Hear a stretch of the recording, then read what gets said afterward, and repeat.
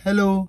Alam nyo, pag nagpo-post tayo sa social media account natin na tagumpay or something like achievements na meron tayo or mga something na mga bagay na nakuha natin, ay pinagsasabihan na tayo agad na nagmamayabang, umiiba na yung attitude or pinagmamalaki.